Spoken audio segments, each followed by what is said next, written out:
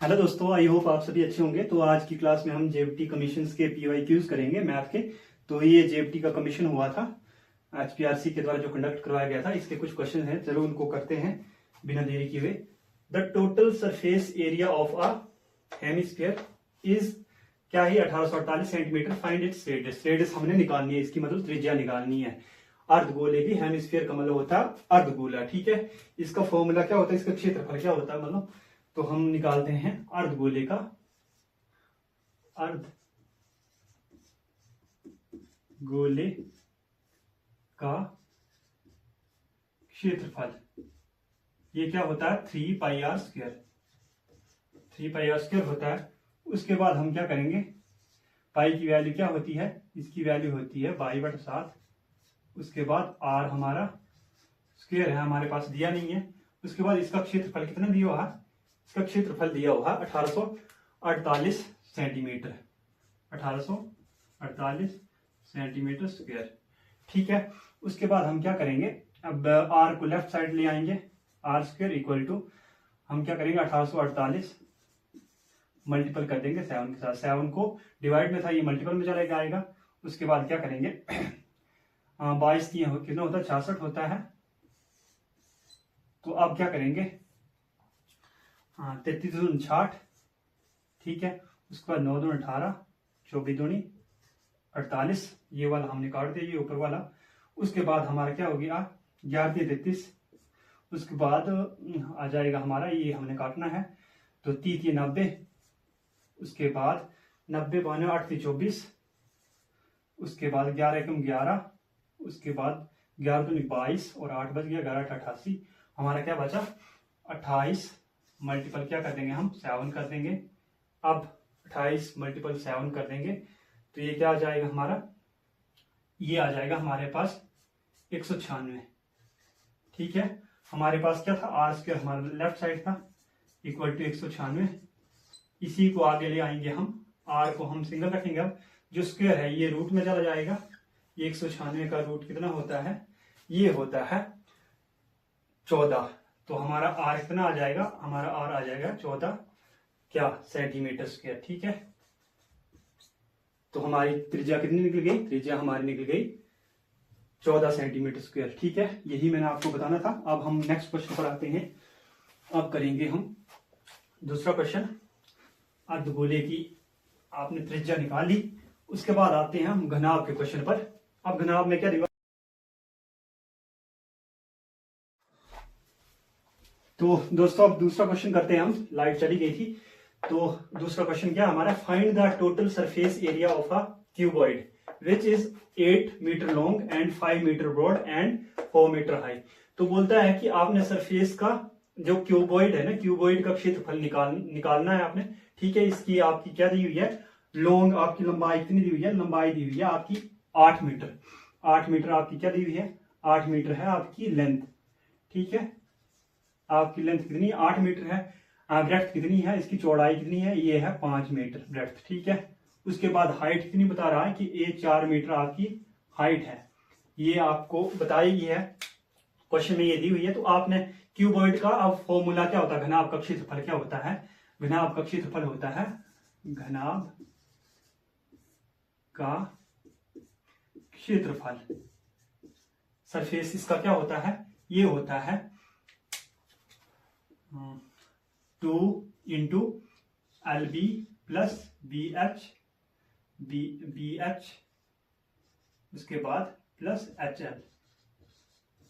लंबाई B का मतलब होता है ब्रेड्थ और L का मतलब लंबाई होता है, ये मैंने आपको पहले बता दिया। इसके बाद हम क्या करते हैं, फॉर्मूले में इस वैल्यू को पुट कर देते हैं जो हमारे को दी हुई है। अब मैं LB है ना, LB है तो LB हम मैं मल्टीपल कर दूंगा यहाँ डायरेक्ट ही, 8 5 40। उसके बाद बारी किसकी आती है, BH की आती है, B और H की। तो ये क्या हो जाएगा, प्लस 8 4 5 हो गया 20, ये 20 ये हो गया। उसके बाद बारी आती है हमारी HL की। HL कितना है, H और L कितना है हमारा, हमारी हाइट और L कितना है 8 के 32, ये 32 हो गया, ये मेरा आ गया। उसके बाद मैं इसको ऐड कर दूंगा, ये कितना हो जाएगा 40 और 20 60, 60 हो गया, 60 तो और 30 90 92 हो गया, ये हमारा हो गया 92। तो अब इसको क्या कर देंगे हम, मल्टीपल कर देंगे 92 को, आई होप ये ठीक हुआ हो, 90 पाउंड में ठीक है, 2 के साथ में मल्टीपल कर दूंगा, 2 दूनी 4, 9 दूनी 18। तो ये कितना निकल गया हमारा, क्या निकाला था हमने, क्षेत्रफल, हमारा क्षेत्रफल कितना निकला गया घनाभ का, ये निकल गया हमारा 184 मीटर, ठीक है 184 मीटर। ये आपका सॉल्यूशन है, ये आंसर है आपको, आई होप आपको समझ आ गया होगा। तो ये आपने थोड़ा इस तरीके से करना है। अब हम नेक्स्ट क्वेश्चन पर आते हैं, तब तक आप देखिए। तो दोस्तों ये थर्ड क्वेश्चन है, तो चलो इसका स्टार्ट करते हैं सॉल्यूशन। तो हमने 2 क्वेश्चन कर लिए, अब थर्ड क्वेश्चन पर आते हैं। The diameter of a semi circular shape is a 14 centimetre, what will be the parameter of this shape. तो इसका आपने क्या निकालना, पैरामीटर निकालना है, ठीक है। डायमीटर आपको कितना दिया हुआ है, 14 सेंटीमीटर।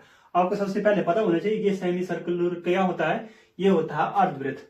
तो हमारा वृत्त का क्या बोलते हैं, अर्धवृत्त का हमारे पास पैरामीटर क्या होता है, वृत्त की परिधि कितनी होती है, वृत्त की, मैं वो भी आपको बता देता हूँ, वृत्त की परिधि आपको नेक्स्ट टाइम के लिए थोड़ा काम आएगा। वृत्त की परिधि कितनी होती है, ये होती है, आप 2 पाई r बोलो या क्या बोलो, पाई d बोलो, ठीक है। ये होती है वृत्त की परिधि। अब अर्धवृत्त की कितनी होगी, मैं फिर क्षेत्रफल पर भी आऊंगा, फिर आपको मैं बता दूंगा। अब इसकी अर्धवृत्त की कितनी होगी फिर परिधि, अर्धवृत्त की परिधि में इसको सेम लिख देता हूं, ये कितनी होगी। अब 2 से मैं डिवाइड कर दूंगा, 2 पाई r है ना, जैसे ही इसको 2 से डिवाइड कर दूंगा, 2 से 2 कैंसिल हो जाएगा, तो हमारी कितनी बच गई हमारी परिधि अर्धवृत्त की, ये हमारी 2r बची, पाई r बची। अब पाई r में हम क्या कर देंगे, इसका डायमीटर दिया हुआ है, डायमीटर कितना दिया हुआ है हमारे पास, 14 दिया हुआ है, 14 हमारे पास डायमीटर कितना दिया हुआ है, डायमीटर, ठीक है। इसको या व्यास बोलो आप, कितना दिया हुआ, ये दिया हुआ 14। तो ये वृत्त की कितनी होती है, आधी होती है, 2 से मैं डिवाइड कर दूंगा, ये 7 हो गए। तो हमारी रेडियस कितनी आएगी, त्रिज्या कितनी आ गई हमारी, आ गई 7। अब क्या करते हैं हम, पाई की वैल्यू एज इट इज में अब क्या कर देंगे, 22/7, उसके बाद मल्टीपल में कर दूंगा किसको, r से, r हमारी कितनी है, 7 है, 7 से 7 कैंसिल हो गया, तो हमारे पास बचा क्या, हमारे पास अब बचा क्या, 22 बचा।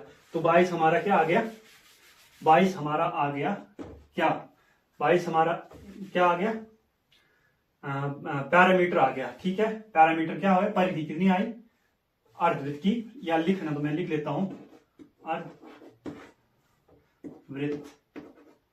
की परिधि, अर्धवृत्त की परिधि कितनी आई, ये आई हमारी 22 क्या है, सेंटीमीटर है, सेंटीमीटर हमने लिख दिया। उसके बाद हम हमारे क्या बोलते हैं कि भाई आपने डायमीटर भी करना है, क्यों करना है डायमीटर, अभी मैं ये आपको यहाँ बता देता हूँ एक बार। जैसे हमारे पास वृत्त होता है ना, ये पूरा ये वृत्त होता है, तो ये परिधि होती है, ये हमारी रेडियस होती है बीच वाली, यहाँ तक, यहाँ से आगे हमारा आगे पूरा हम काउंट करते हैं। जैसे हम ए बी काउंट करेंगे तो ये क्या हो जाएगा, हमारा व्यास हो जाएगा। यहाँ ओ तक काउंट करेंगे तो ये हमारी रेडियस आ जाएगी, ये आर आ जाएगी। अगर मैं अब इस वृत्त को क्या कर दूंगा, हाफ कर दूंगा, तो ये हमारा अर्धवृत्त हो जाएगा। अर्धवृत्त की तो हमारी ये परिधि तो निकल गई, यहां से लेकर यहां तक ये हमारी क्या आ गई, परिधि आ गई। पर जो ये बीच वाला डायमीटर है ना, व्यास है, तो ये भी इसमें काउंट होगा। तो हमारा 22 प्लस क्या है, 14 होगा, 14 हमने काउंट कर दिया। तो ये हमारा क्या आ गया, क्या हो गया हमारा 6 36, ये हमारा कितना हो गया 36, क्या हो गया हमारा ये 36 इक्वल टू 36 सेंटीमीटर क्या आ गया हमारा पूरा, ये इसका परिधि आ गई, पूरी परिधि आ गई। क्या आ गया हमारा पूरी परिधि आ गई, मतलब किस चीज की, पैरामीटर आ गया किस चीज का, अर्धवृत्त का। तो ये आपने याद रखना है पैरामीटर, ठीक है। तो ये आपका आंसर है। आई होप आपको समझ आ गया होगा। अगर और मैंने थोड़ा बताना तो मैं उसको भी थोड़ा बता देता हूं आपको कि वृत्त का क्षेत्रफल क्या होता है। वृत्त का क्षेत्रफल होता है, वृत्त का नेक्स्ट टाइम के लिए आपको काम आएगा, वृत्त का क्षेत्रफल ये होता है हमारा, जैसे था अब वृत्त की परिधि थी हमारी 2 पाई r या पाई d, तो ये पाई r स्क्वायर होगा, ठीक है। वृत्त का क्षेत्रफल ये आपने याद रखना थोड़ा, इसका डिफरेंस परिधि का 2 पाई r और वृत्त का क्षेत्रफल होता है पाई पाई आर स्क्वायर। अब नेक्स्ट क्वेश्चन करते हैं हम, तब तक आप देखिए।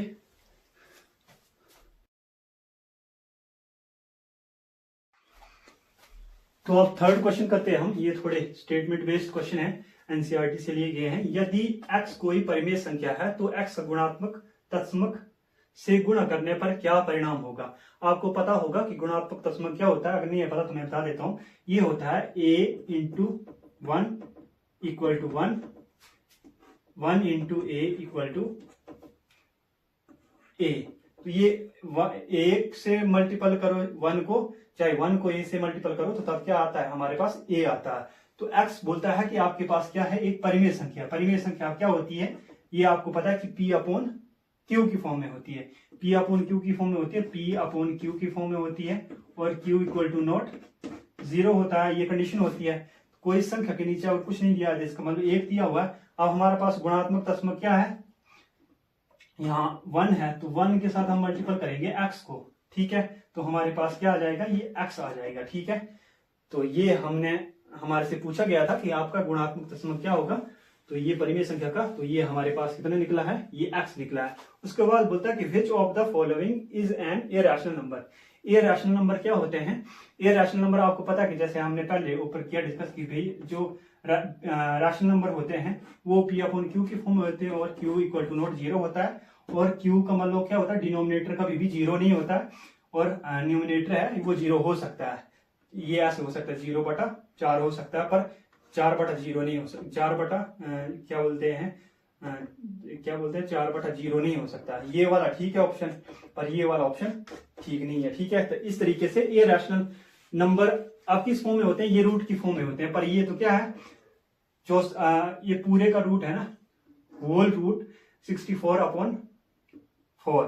तो ये क्या है, इसका मतलब हम लिखना चाहें इसको तो क्या लिख सकते हैं, इसको हम 64/2 का होल स्क्वायर भी कर सकते हैं, ठीक है। तो ये किस फॉर्म में आ रही है, ये p है, ये q है, तो ये हमारी pq की फॉर्म में है। इसका मतलब ये रैशनल नंबर है। ये रैशनल नंबर हमारे से पूछा गया, तो हमारे पास ऑप्शन क्या आ जाएगा, ये आ जाएगा हमारे पास रूट 18।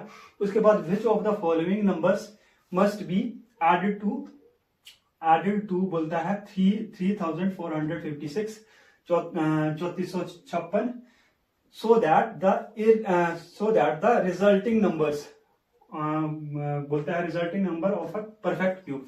परफेक्ट क्यूब आपने निकालना है। परफेक्ट क्यूब का आपको पता है कि ये नॉर्मल होता है, तो आपने क्या करना है, इसका जो 2 नंबर लेंगे हम, उनके का जो डिफरेंस होगा तो उसको हम फिर माइनस कर देंगे, तो ये हमारे पास क्या आ जाएगा।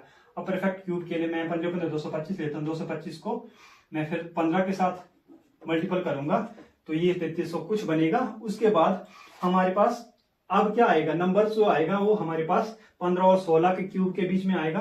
तो जो 15 का क्यूब, तो ये 3300 कुछ आएगा, ठीक है, आप मल्टीपल कर लेना। उसके बाद 16 का क्यूब आएगा हमारे पास 4096।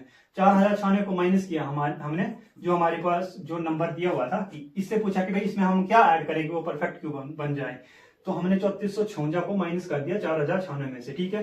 तो ये हमारे पास आया 640। हम 640 अब किस में प्लस कर देंगे, किसमें, इसमें 3456 में, तो क्या आ जाएगा 640 प्लस कर देंगे, तो ये आ जाएगा हमारा 6 5 4 9, और उसके बाद 3656, ठीक है। उसके बाद 6 4 10 1 70, 3 1 4, तो ये हम इसको कर देंगे ऐड, क्या ये वाला ऐड कर देंगे, 4096 हमारा आ जाएगा।